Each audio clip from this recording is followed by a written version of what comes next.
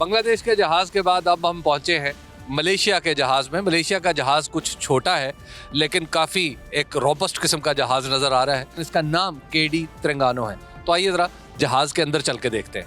Malaysian جہاز کے captain شافرین اس وقت ہمارے ساتھ ہیں. ان سے ذرا بات کرتے ہیں.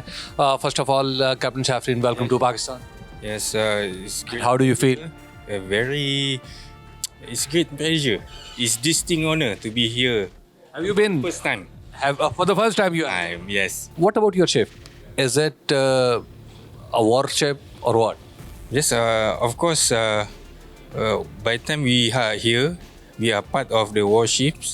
And why we are chosen here, representative for Malaysia, is because this is one of the ship that currently have a highest operational achievement.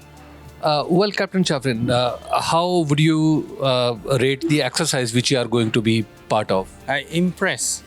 Yesterday on the opening ceremony, the chief said this edition is the big numbers nation involved. 60 countries. 60 countries. Very big scale exercise. And when I have been chosen from Malaysia to be here, I'm very honored and impressed and looking forward for the sea phase. آپ کو بتا دوں کہ 60 ممالک ہیں جنہوں نے مختلف حیثیتوں میں اس ایکسرسائز میں حصہ لیا ہے اور 13 اس میں جہاز شریک ہو رہے ہیں 11 ملکوں کے. چائنا کی طرف سے بھی 2 جہاز ہیں, سعودی عرب سے بھی 2 جہاز ہیں, جبکہ یونائٹڈ اسٹیٹس کا جہاز بہت ایک بڑا افیکٹو اور بڑا روبسٹ قسم کا جہاز ہے, وہ یہاں پر آیا ہوا ہے. یہ ملیشین بلٹ جہاز ہے. یہ بھی اپنی مینیور اور انٹرآپریبلٹی جسے کہتے ہیں یہ بھی دکھائے گا. اس طرح بنگلہ دیش کے جہاز ہیں, ایران کے, UAE کے, یہ مختلف ملکوں سے جو جہاز ہیں وہ ایک ایکسرسائز میں حصہ لے رہے ہیں. اور ایکسرسائز کا بنیادی مقصد اگین وار نہیں ہے, جنگ نہیں ہے, بلکہ امن کے لیے ہے. یعنی جو ہمارے سی روٹس ہیں پوری دنیا کے جو یہاں سے گزرتے ہیں ان کو محفوظ بنانا ان تمام ملکوں کی کسی نہ کسی درجے میں ذمہ داری ہے. مثال کے طور پہ پاکستان نے اپنے حصے میں آنے والے سمندر کی دیکھ بھال کرنی ہے, سعودی عرب نے اپنے, ملیشیا نے اپنے. تو لہٰذا یہ جتنے سی روٹس ہیں ان کو محفوظ بنانے کے لیے یہ ایکسرسائز کی جا رہی ہے. یوں تو امن ایکسرسائز 2007 سے جاری ہے اور ہر 2 سال بعد ہوتی ہے, لیکن 2025 میں جو امن ایکسرسائز ہو رہی ہے اس میں امن کانفرنس یعنی امن ڈائیلاگ کو بھی اس کا حصہ بنایا گیا ہے. اس میں دنیا بھر سے نیوی کے مختلف لیڈرز اور مختلف آفسرز, اعلیٰ عہدیدار یہاں پر موجود ہیں اور آپس میں ڈسکشن یہ ہو رہی ہے کہ کس طرح سمندروں کو محفوظ بنایا جا سکے. کانٹیننٹل شیلف جو ہمارا انکریز ہوا ہے وہاں پہ گیس کے ریزروز ہیں, آئل ریزروز ہیں.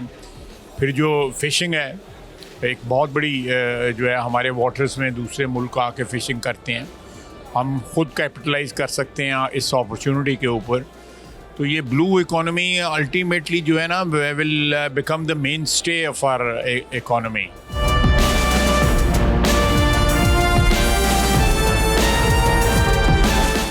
امن ایکسرسائز اور امن ڈائیلاگ میں مشاہد حسین سید صاحب بھی پاکستان کے معروف دانشور اور صحافیوں کے لیے ایک مینارہ راہ, بلکہ آپ اس وقت ہمارے ساتھ موجود ہیں. مشاہد صاحب یہ بتائیے گا کہ ہم ابھی آپ بھی تقریر فرما رہے تھے, آپ کہہ رہے تھے کہ اب ہمیں قازقستان اور اس طرح کی جتنی بھی لینڈ لاکڈ اسٹیٹس ہیں, سینٹرل ایشین اسٹیٹس, انہیں بھی راستہ فراہم کرنا ہے. کیا ہم وہ راستہ فراہم کرنے کی پوزیشن میں ہیں ڈپلومیٹکلی, دیکھیں پولیٹیکلی؟ میں سمجھتا ہوں کہ اس وقت بڑی نہایت ضروری ہے کہ ایک نئی دنیا ابھر رہی ہے ہمارے ارد گرد. اس خطے میں بڑی اہم تبدیلی آ رہی ہیں اور ہم جیسے میں نے کہا اپنی تقریر میں ایک ہب ہیں, ایک محور ہیں علاقائی کنیکٹیوٹی کے اور علاقائی سیکیورٹی کے. ایک طرف ہم عربین سی میں میریٹائم سیکیورٹی کر رہے ہیں, ایک طرف ہمارے پریزیڈنٹ گئے ہیں چائنا, انہوں نے سی پیک. تو اس کے لیے ضرورت ہے سازگار حالات ہوں کہ پاکستان کے اندر امن سلامتی ہو, ایک دست شفا ہو, اور یہ جو ہے نا نہ ختم ہونے والی ایک خانہ جنگی کہہ لیں, سیاسی خانہ جنگی کہ تکرار, تضاد, تصادم کی سیاست, اس کا خاتمہ ہونا چاہیے.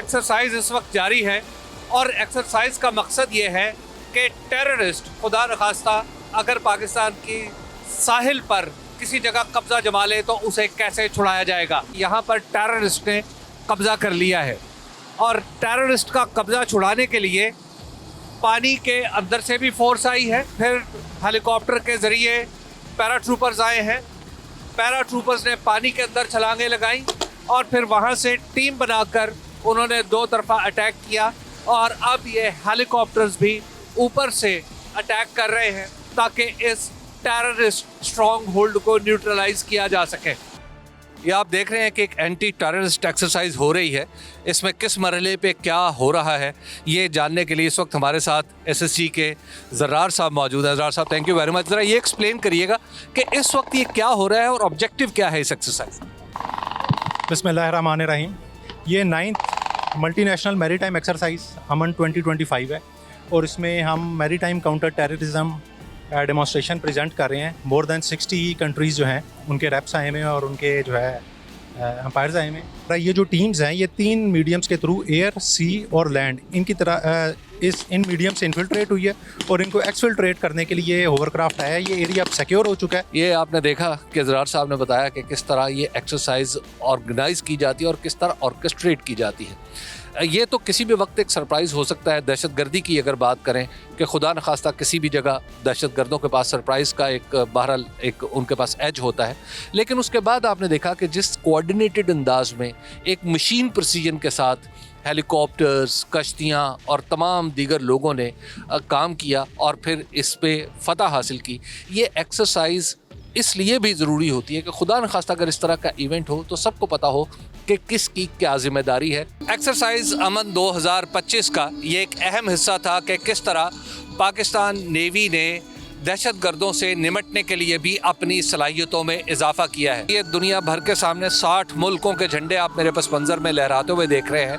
60 मुल्कों के लोग थे जो आज इस एक्सरसाइज को देख रहे थे, जो बड़ी कामयाबी से और बड़ा इम्प्रेसिवली कंक्लूड हुई है। अमन एक्सरसाइज का ये इख्तितामी मरहला है और आज सुबह अर्ली इन द मॉर्निंग नमाज से भी पहले तकरीबन 3:30 बजे हम अपने बिस्तर छोड़ के बाहर आए और उसके बाद फिर हमें बस के ज़रिए डॉकयार्ड मुंतकिल किया गया और वहाँ से अब हम मौजूद हैं समंदर के अंदर और शिप का नाम है, जिस जहाज़ पर हम मौजूद हैं, ये है मुआविन।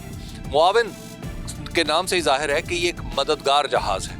यानी जब जहाज़, छोटे जहाज़ जो फाइटर जहाज़ हैं जिनके ऊपर गन्स लगी होती हैं या दीगर हथियार नस्ब होते हैं, जब वो समंदर में लड़ रहे होते हैं, उनका पेट्रोल ख़त्म हो सकता है, वहाँ पे एमुनिशन की ज़रूरत पड़ सकती है और इस तरह की कोई चीज़ें जो वहाँ पर रहने के लिए, शिप के आगे रहने के लिए, फ्रंट पे रहने के लिए ज़रूरी हों, तो फिर ये शिप वहाँ पर लेके जाता है। बहुत ही ह्यूज शिप है और इसका ब्रिज भी देखे बहुत बड़ा है और मुझे ये पता चला है इसमें कि 7 मंजिलें पानी के ऊपर हैं और फिर 3 मंजिलें पानी के नीचे हैं, यानी इतना बड़ा शिप है। आज ये पूरी एक्सरसाइज जो होगी वो कंक्लूड होगी। इसमें कई जगह पे ऐसा होगा कि रिप्लेनिशमेंट होगी, यानी ये जहाज़ दूसरे जहाज़ों को माल सप्लाई करेगा जो उनकी ज़रूरियात का है।